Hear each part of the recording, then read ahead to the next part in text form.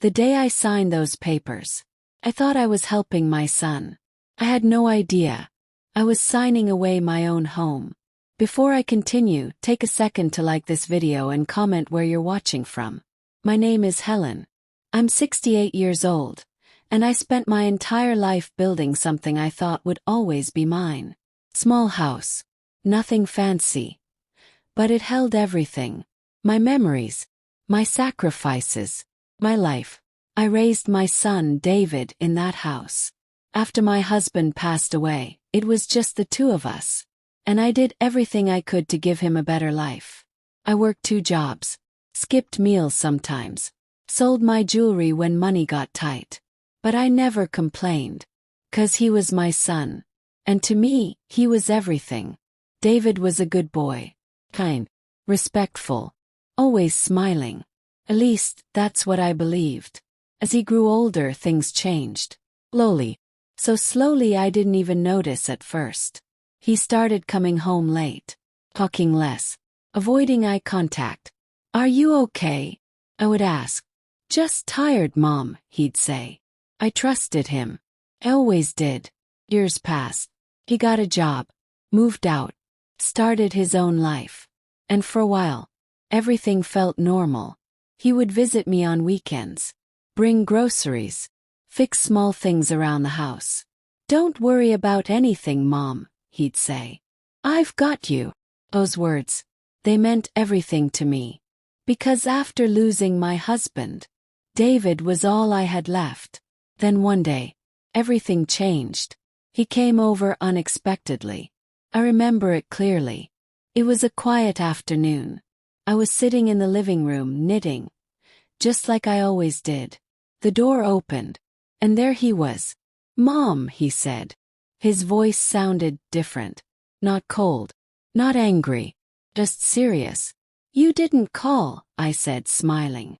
"I needed to talk to you," he replied. Something in my chest tightened. "What is it?" I asked. He sat down across from me, ran his hands together like he was nervous. "I'm in a bit of a situation," he said. My heart dropped instantly.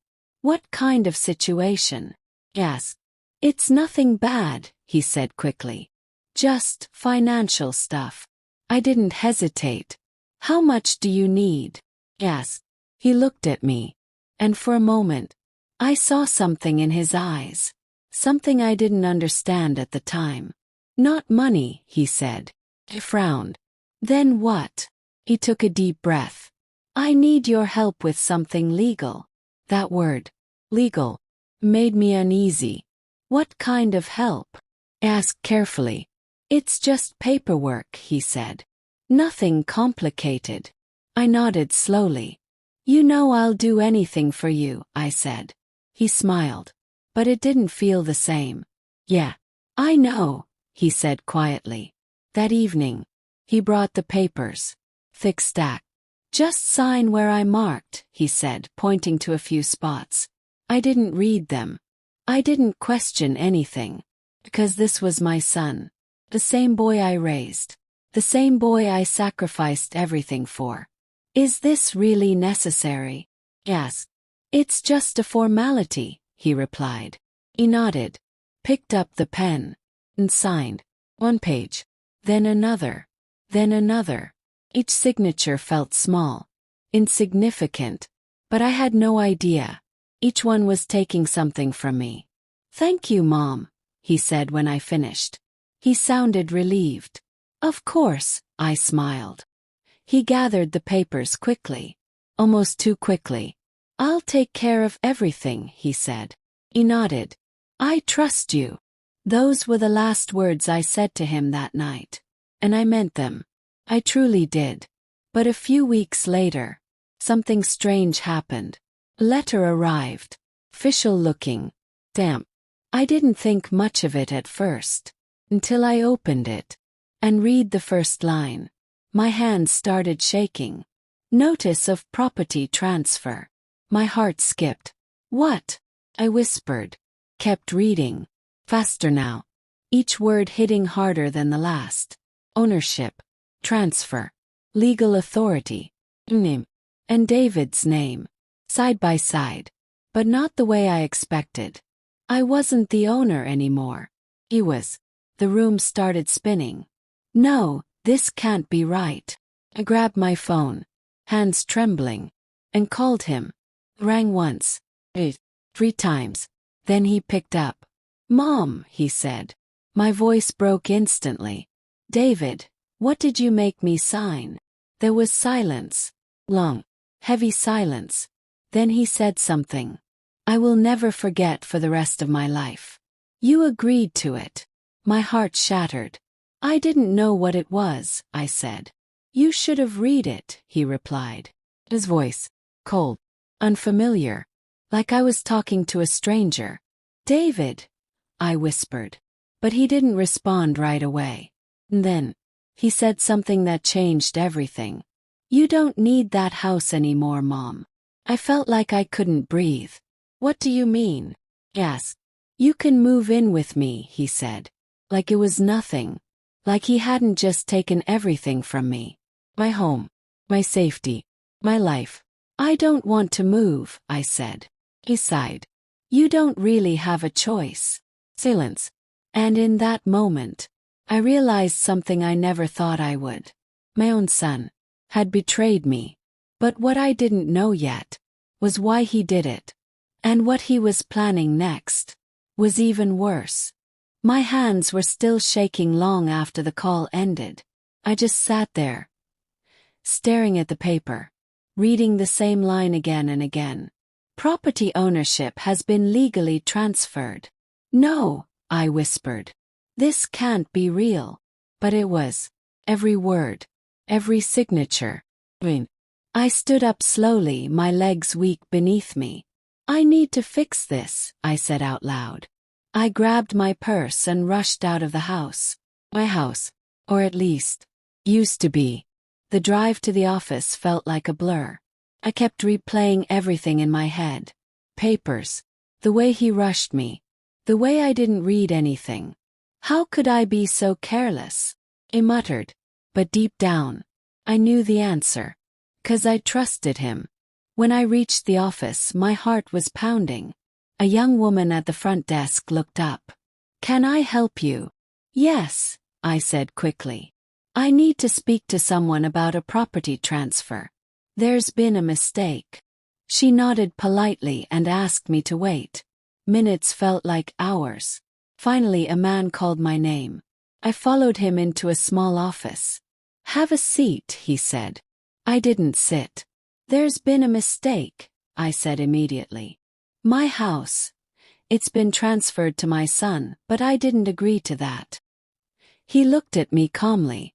Do you have the documents? He asked. I handed him the letter with trembling hands.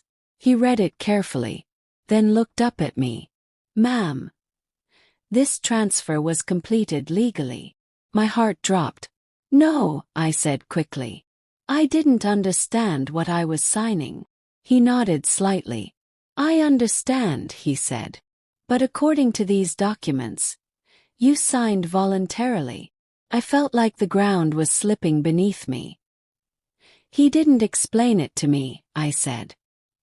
He just told me it was paperwork. The man sighed softly. Did you read the documents before signing? He asked. I stayed silent, because I already knew the answer. No, I whispered. He leaned back in his chair. That makes this very difficult, he said. My chest tightened. There has to be something I can do, I said. He hesitated for a moment.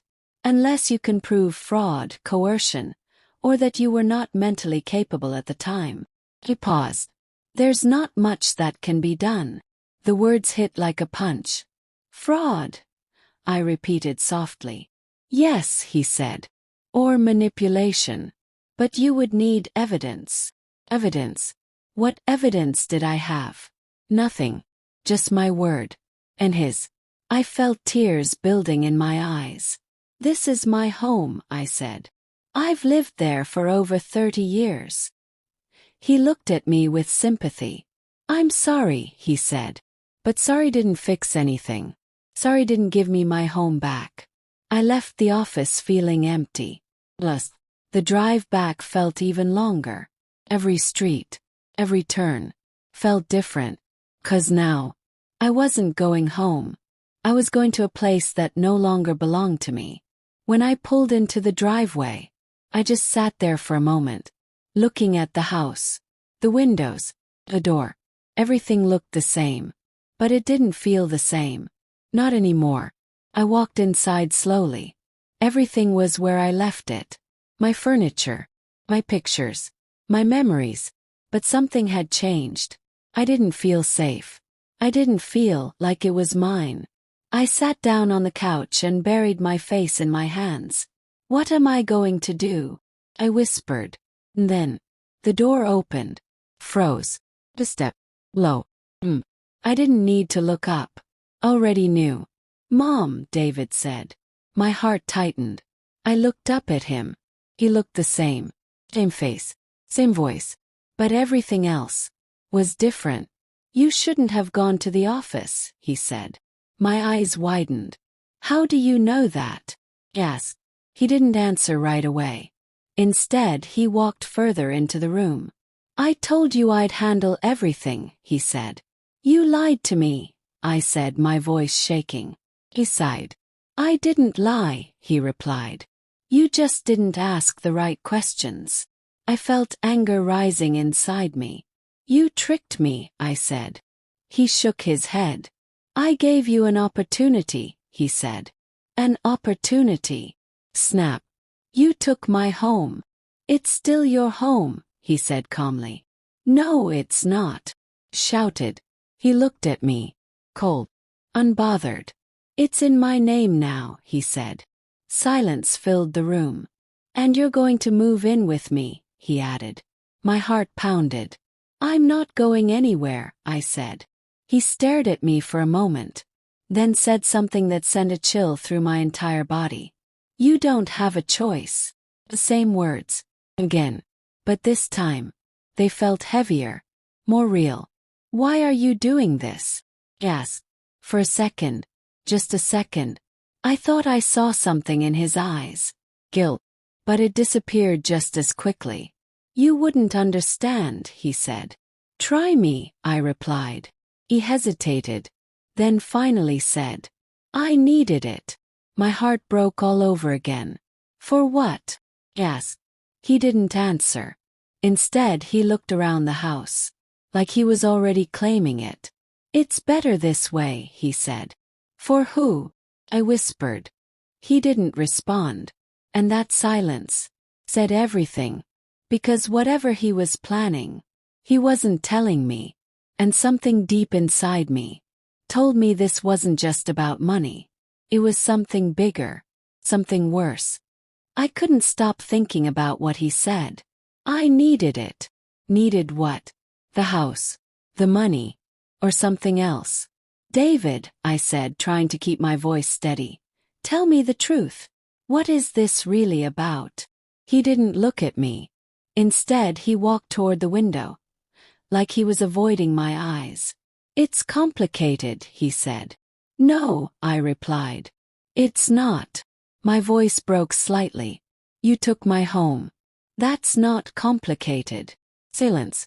Then he exhaled slowly. I'm in trouble, Mom. My heart dropped instantly. What kind of trouble? I asked. He hesitated. Financial, he said again. I shook my head. No, this is more than that. He turned to look at me. And this time, there was no hiding it. Fear. Real fear. I owe people money, he said quietly. A chill ran through my body. What people? I asked. He didn't answer right away. That silence scared me more than anything. David, I whispered. Who are these people? They're not the kind you can ignore, he said. My hands started trembling. How much? I asked. He looked down. More than I can pay. My chest tightened. So you took my house, said. I had no choice, he snapped. Flinched. Because that wasn't my son. Not the boy I raised. You always have a choice, I said softly. He laughed bitterly. No, Mom, not this time. Silence filled the room again. But why didn't you tell me? I asked. What would you have done? He replied. I would have helped you, said. He looked at me. That's exactly what you did. The words hit me hard. But this wasn't help. This was betrayal. You didn't give me a choice, I said. I couldn't risk you saying no, he replied. I stared at him in disbelief. So you tricked me. He didn't deny it. And that hurt more than anything. Who are these people? I asked again. He hesitated, then finally said, Loan sharks. My heart stopped for a second. No, I whispered. Yes, he said. Felt dizzy. How did this happen? I asked. He ran his hand through his hair. Frustrated. I made some bad decisions, he said. What kind of decisions? I asked. He didn't answer directly. Investments. Deals. Things went wrong, he muttered. But something felt off. Like he wasn't telling me everything. And they want the house. I asked. They want their money, he said. And if you don't pay. He looked at me. They don't ask twice. A cold fear settled deep inside me. You put me in danger, I said quietly. He shook his head quickly. No, I'm protecting you. By taking my home. Snap. Yes, he said. Froze. If it's in my name, I can handle it, he continued. They'll deal with me, not you. But it was my house, I said. And now it's the only thing that can save us, he replied. That word didn't feel right.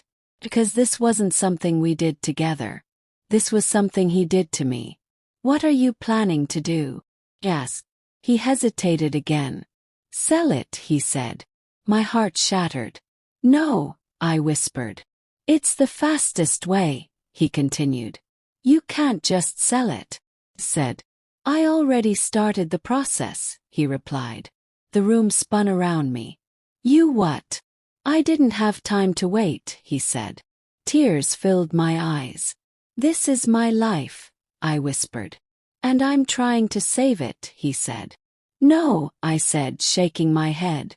You're destroying it. He looked at me. For a moment, there was something there. Regret. But it didn't last.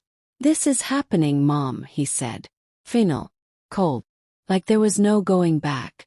And in that moment, I realized something terrifying. I wasn't just losing my home. I was losing my son too. But what I didn't know yet was how far he had already gone. Who was about to show up at my door. The room felt colder after he said it. I already started the process. Those words kept echoing in my head. David, I whispered. Please stop this. He didn't respond. He just stood there like everything had already been decided. You can fix this, I said. He shook his head slowly. No, I can't. My chest tightened. Yes, you can, I insisted. Talk to them. Tell them you need more time. They don't give time, he said. Silence. A heavy, suffocating silence. And then, a knock at the door. My heart dropped instantly. David froze. His face changed. Fear. Real fear. Who is that? I whispered. He didn't answer. The knock came again. This time louder. David, I said, my voice shaking. Who is that? He looked at me. And for the first time, I saw panic in his eyes. Stay here, he said quickly. But it was too late. The door opened, slowly, and two men walked in. My breath caught in my throat. They didn't look like visitors. They looked dangerous. David, one of them said. His voice calm. Come. You didn't tell us you had company.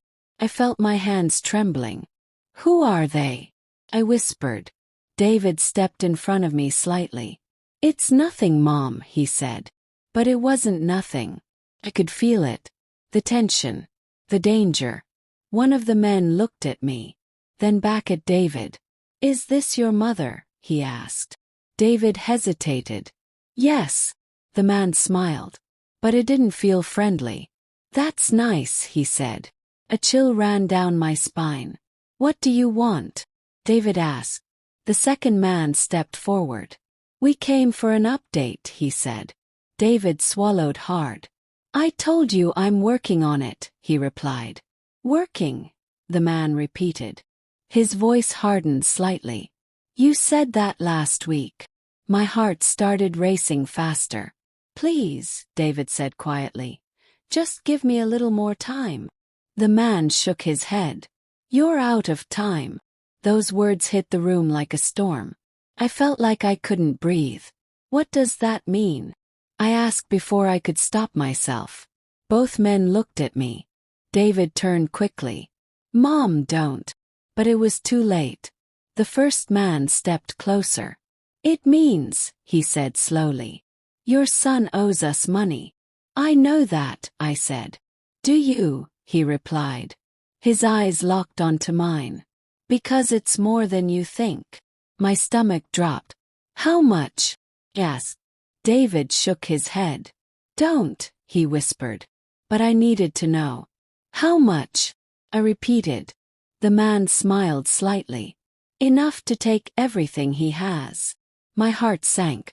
And if he doesn't pay, he continued. He didn't finish the sentence. He didn't need to. I already understood. That's why you took the house, I said, looking at David. He didn't respond. But his silence said everything. The second man looked around the room. Nice place, he said. My chest tightened. It won't be yours for long, he added. Tears filled my eyes. This is my home, I said. The man shrugged. Not anymore. The words felt like a knife. Please, I said, my voice breaking. Just give him time. The first man looked at me. Then at David. You've already had time, he said. He stepped closer. You have 2 days. My heart stopped. 2 days, David said.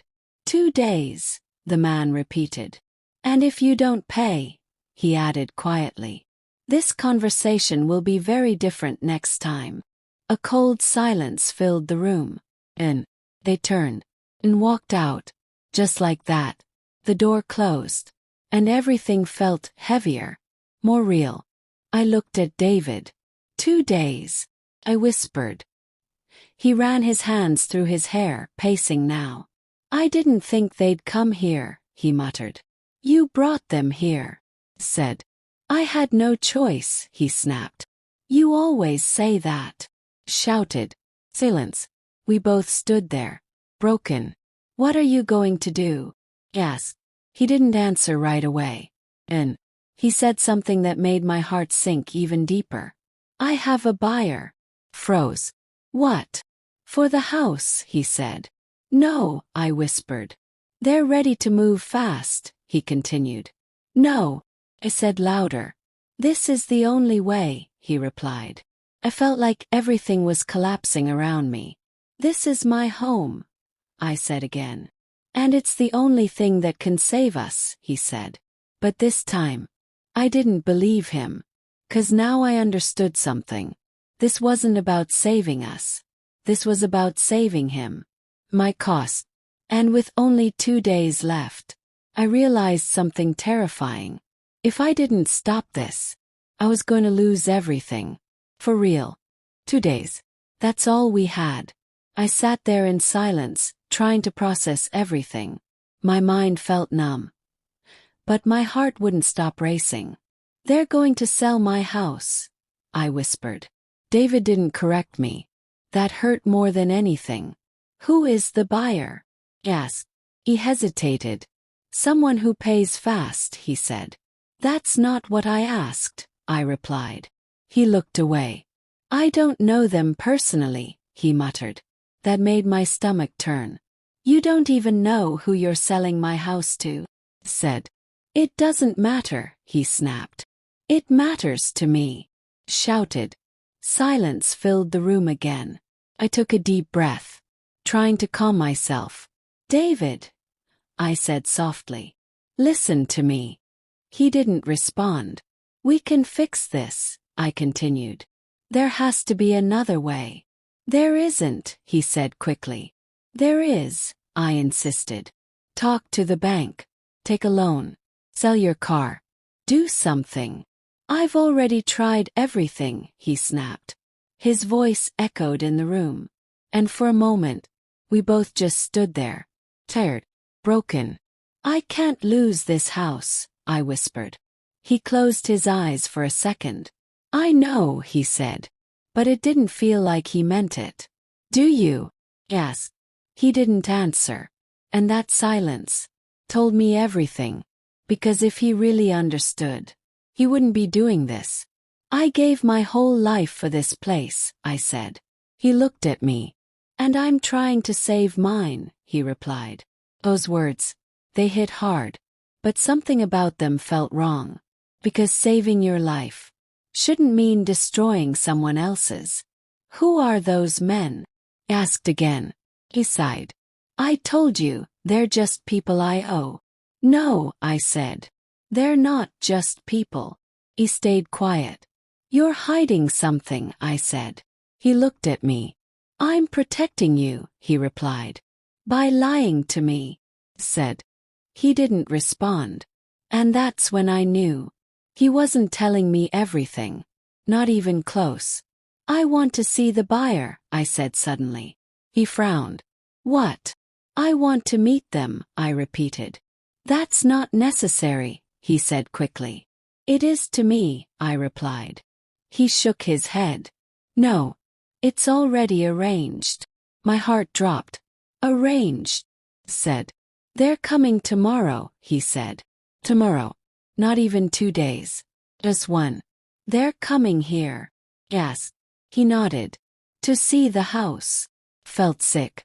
They're going to walk through my home. Like it's nothing, I whispered. David didn't say anything. And that silence broke me. Do I even matter to you? I asked quietly. He looked at me. But this time, he didn't have an answer. And that hurt more than anything else. Because once upon a time, I was his whole world. And now, I wasn't even part of his decision. I'm not leaving this house, I said firmly. He exhaled. You don't have to leave today, he said. That's not what I meant, I replied. He looked at me. And for a moment, there was tension in the air. You're making this harder than it needs to be, he said. No, I said. You're the one who made it impossible. Silence again. But this time, felt different. Because something inside me was changing. I wasn't just scared anymore. I was thinking, planning. Because if I didn't do something, tomorrow, strangers would walk into my home. And the next day, it wouldn't be mine anymore. I need some air, I said suddenly. Before he could respond, I grabbed my shawl and walked out. The cool air hit my face. And for the first time since all this started, I felt a little clearer. I started walking, slowly, thinking about everything. Papers, the lies, men, the buyer. And then, something clicked. Memory. The day I signed those papers, there was something small, that I ignored, something that didn't feel right. I stopped walking. What was it? I whispered. Closed my eyes. Trying to remember. David's voice. The way he rushed me. The papers. And then, my eyes opened wide. No way, I said. 'Cause suddenly, I remembered something important. Something that could change everything. And if I was right, then maybe, just maybe, I still had a chance to stop this. I stood there frozen. My heart started beating faster. Because the more I thought about it, the clearer it became. That day, when I signed those papers, something wasn't right. It wasn't just the way David rushed me. It was something else. Something small, but important. There was someone else there, I whispered. My eyes widened. There was someone else. Man. I hadn't paid much attention at the time. He was sitting quietly at the table, watching. Who was he? I muttered. I tried to remember his face, his voice, anything. And then it hit me. He spoke. Just once. Right before I signed the last page. Everything is standard, he had said. Standard. At the time it sounded normal. Reassuring even. But now, it didn't feel that way. Was he a lawyer? Ask myself. If he was. Then why didn't he explain anything to me? Why didn't he make sure I understood? And if he wasn't, then why was he there at all? A chill ran down my spine. This wasn't just David, I whispered. There was someone else involved. Someone who knew exactly what those papers meant. Someone who helped him. My hands clenched. I need to find out who he is, I said. Because if I could prove that, if I could show that I was misled, then maybe, just maybe, could stop this. I turned around quickly and started heading back home. My steps were faster now. More determined. For the first time since all this started. Had something. Lead. When I reached the house, David was still inside.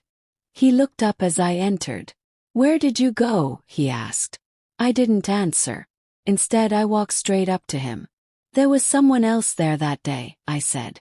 He froze. Just for a second. But I saw it. "What are you talking about?" he said.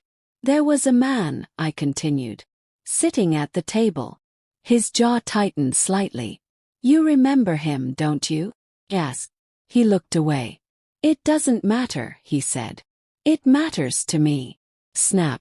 Silence. "Who was he?" Asked again. "No one important," he replied. I shook my head. "No, he was important." I stepped closer. "He said something before I signed." David didn't respond.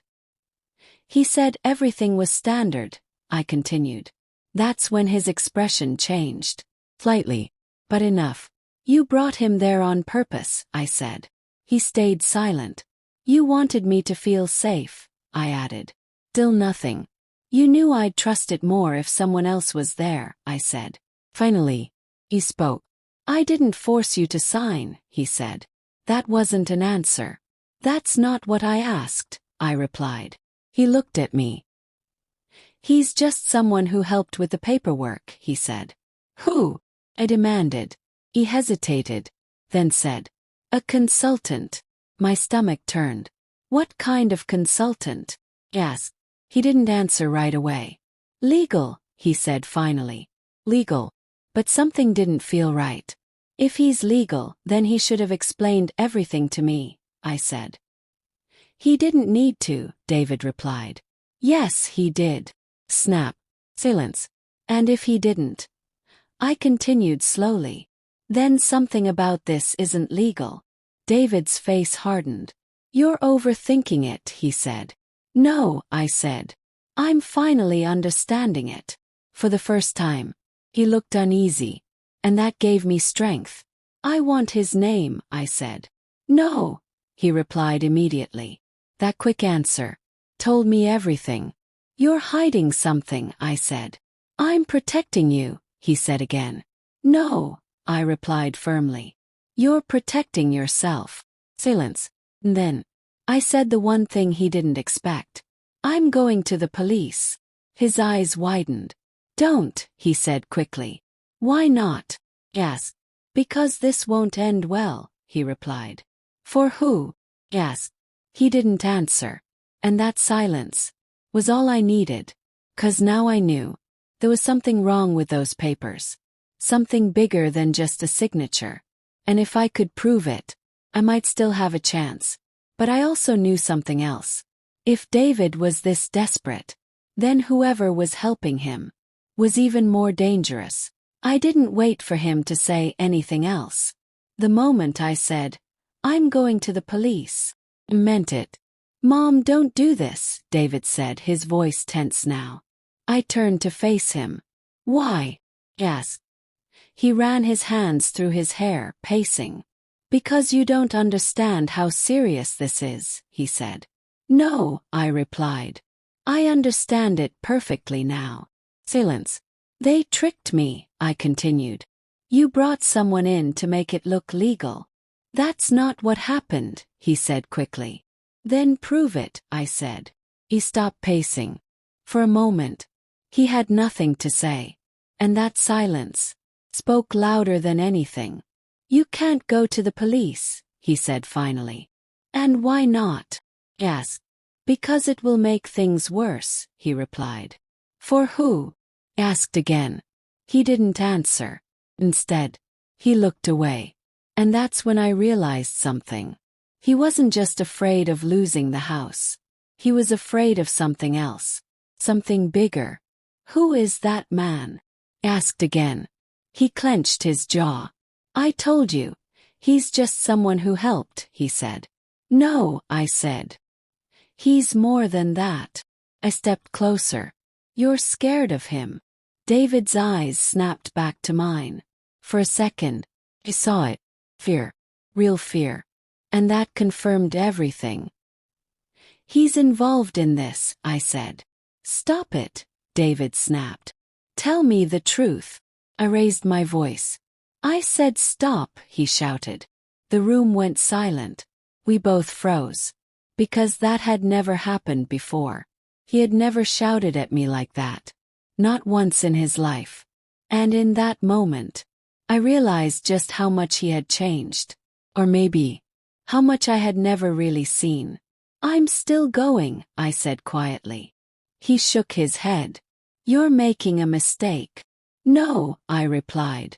"I already made one, when I trusted you." Those words hit him. Could see it. For a moment, his expression softened, like the old David was still there somewhere. "Mom," he said softly. But it was too late. 'Cause now, I had to protect myself. "I gave you everything," I said. My voice broke. "And you took the only thing I had left." He didn't respond, because there was nothing he could say. I turned and walked toward the door. This time, he didn't try to stop me.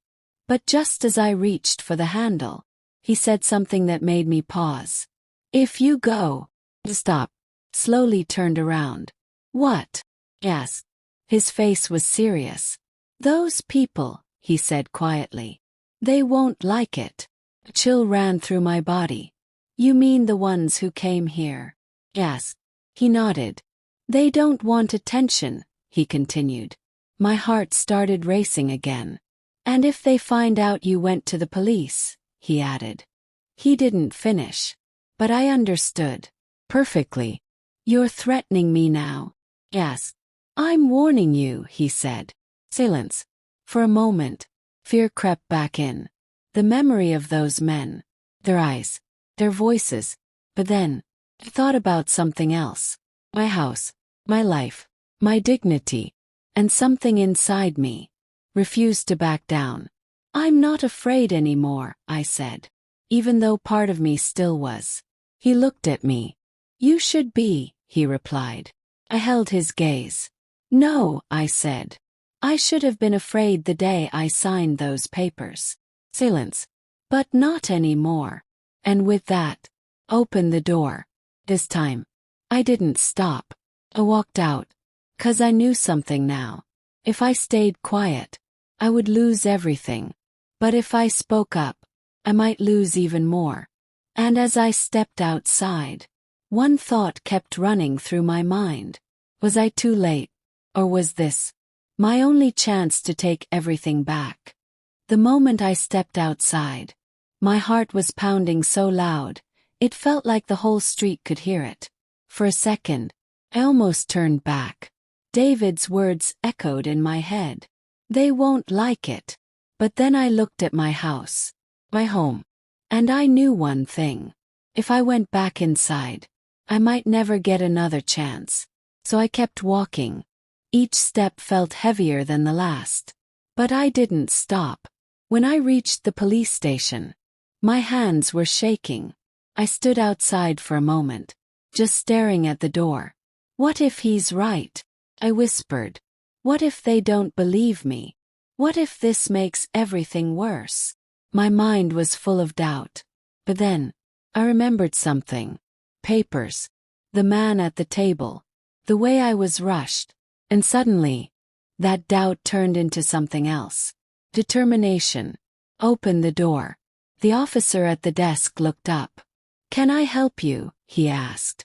For a moment, I couldn't speak. Because this was it.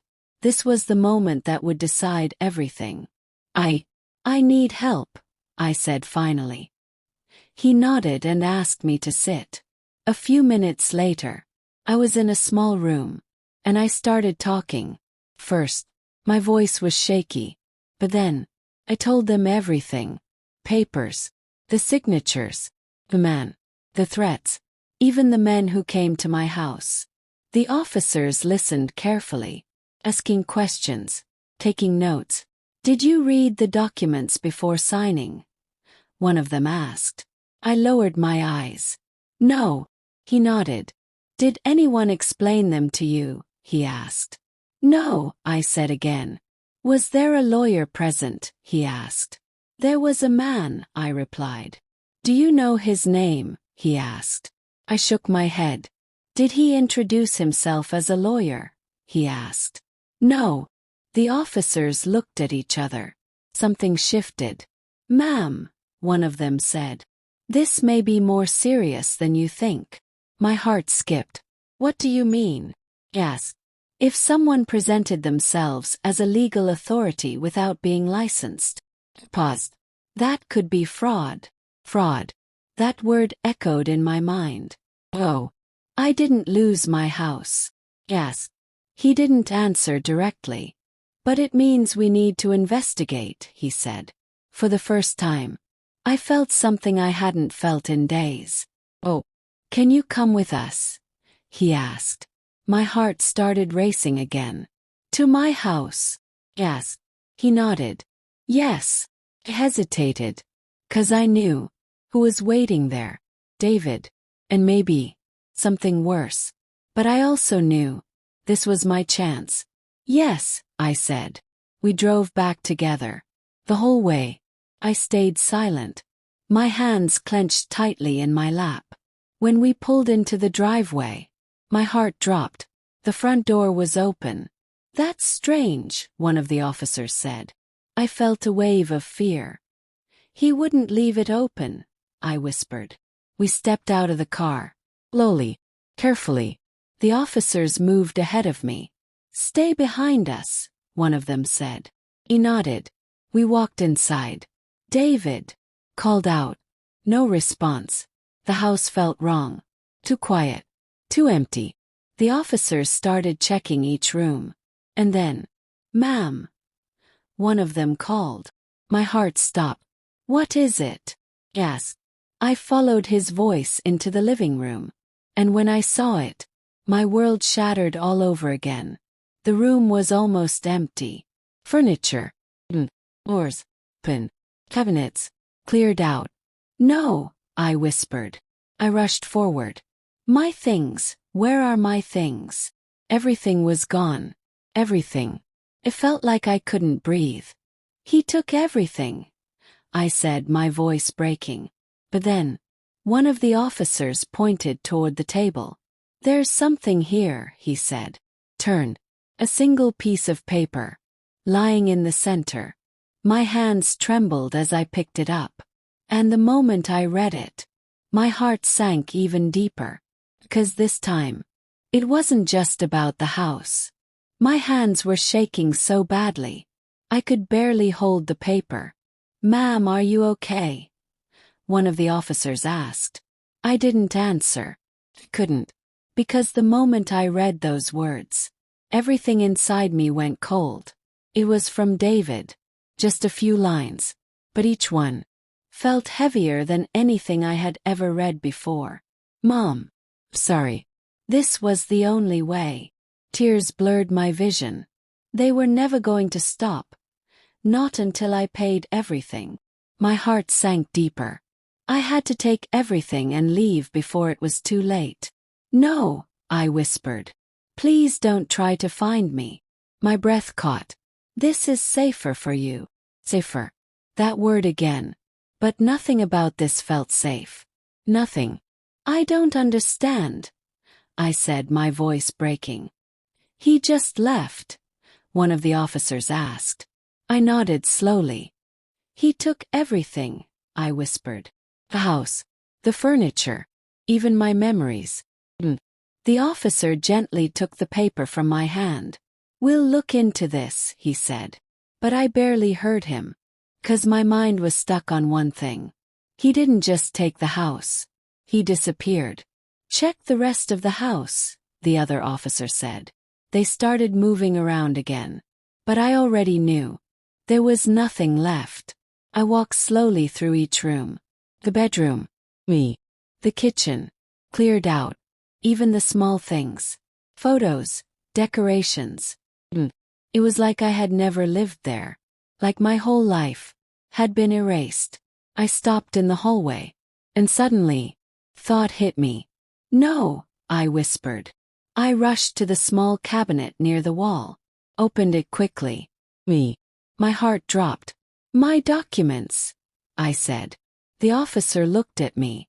"What kind of documents?" he asked. "My savings papers, my ID copies. Everything," I said. He frowned. "That's not good," he said. Cold fear spread through my chest. "He has everything," I whispered. Everything he needed. To disappear. To start over. Without me. "Ma'am," the officer said gently. "We need to ask you something." I looked at him. "Did your son mention anyone else being involved?" he asked. Thought for a moment. The man at the table. The two men who came to the house. And then, something clicked. "He said they wouldn't like it," I said. The officers exchanged a look. "Who wouldn't?" one of them asked. "I don't know," I replied. But deep down, had a feeling. This wasn't over. Not even close. "Ma'am," the officer said seriously. "We may be dealing with something bigger here." My heart started racing again. "Bigger?" "Yes." He nodded. "If your son is involved with the wrong people." Paused. "Then this could be more than just a property issue." A chill ran through my body. "What does that mean?" "Yes." "It means," he said carefully, "he might be in danger." Danger. The word echoed in my head. Because no matter what he did, no matter how much he hurt me, he was still my son. "Can you find him?" "Yes." The officer didn't answer right away. "We'll try," he said. Why? That word didn't feel strong enough. Because something inside me was telling me the truth. This wasn't just about money anymore. This wasn't just about the house. This was something darker. Something deeper. And wherever David was, he wasn't safe. But then, another thought hit me. Terrifying one. If he took everything, if he ran away, then why did it feel like this wasn't the end? Why did it feel like something worse was still coming? I didn't sleep that night. Not even for a moment. I sat in what used to be my living room, surrounded by emptiness. No furniture, no pictures, no memories, just silence and questions. "Where are you, David?" I whispered. I kept thinking about his note. "This is safer for you." Safer from what? And more importantly, safer from who? The next morning, the officers came back. I stood up quickly. "Did you find him?" "Yes." They looked at each other. And I already knew the answer. "No," one of them said gently. My heart sank. "But we found something else," he added. Froze. "What?" "Yes." He took out a file. "We tracked the number your son was using," he said. My hands clenched. "And?" "Yes. It's connected to an ongoing investigation," he said. My chest tightened. "What kind of investigation?" I whispered. He hesitated, then said, "Fraud, property scams, and organized groups targeting elderly people." My world went silent. "Elderly people," I repeated. He nodded. "They gain trust," he explained. "Then manipulate legal documents, transfer ownership, and disappear." My legs felt weak. "No," I whispered. But deep down, he knew. That man at the table. Those two men who came to my house. It wasn't random. It was planned. "All of it," I said slowly. The officer looked at me. We believe your son may have been involved with them, he said. Or, he paused. Forced to work with them. Tears filled my eyes. He wouldn't do this, I whispered. But the truth was standing right in front of me. He already did. But there's something else, the officer said. My heart started racing again. What? I asked. He opened the file. There have been multiple cases like yours, he said. I felt a chill run through my body. Same pattern, he continued. Same method. And in some cases. Paused. The victims lost everything. I looked around the empty room. I already did, I said quietly. Silence filled the space. But then, he said something that changed everything. In a few cases, he continued, we managed to recover the property. My heart skipped. What? Said. He nodded. If we can prove fraud or illegal involvement, the transfer can be reversed. Oh, after everything, there was still hope. But we need your help, he said. Anything, I replied immediately. Tell us everything you remember, he said. Every detail, every face, every word. He nodded, and for the first time, I didn't feel weak. Felt determined. Because this wasn't just about my house anymore. This was about the truth. About justice. And maybe, even about saving my son.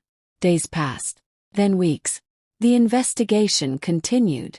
They questioned people, tracked calls, followed leads. And slowly, the truth started to come out. The man at the table was not a lawyer. He was part of the scam. The two men who came to my house were connected to the same group. And David, he wasn't just a victim. He had gotten involved, too deep, trying to fix his mistakes. He became part of something much bigger, something dangerous. And then, the phone rang. My heart started racing as I answered. Hello, ma'am, the officer said. We found him. Everything stopped.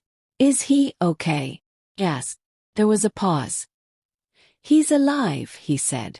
Tears filled my eyes instantly. But he's in custody. Closed my eyes. Relief. And pain. All at once.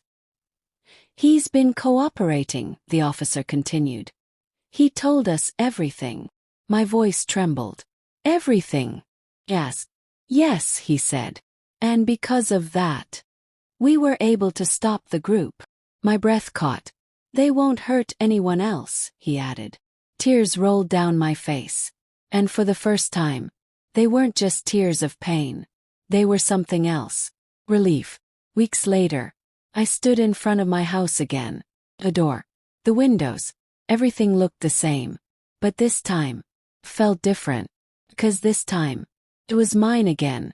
The transfer had been reversed. Legally, officially, had my home back. But something else was still missing. My son. I visited him, sat across from him, and for a moment, I saw the same boy I once knew. I'm sorry, Mom, he said. Tears filled my eyes. You broke me, I whispered. He lowered his head. I know. Silence. But then, I said something I never thought I would. You're still my son. He looked up, and for the first time, there was real regret in his eyes. I don't know if I can forgive you, I said. But I hope one day I can. Because no matter what happened, a mother's heart never fully lets go. And sometimes, even after everything, still hopes.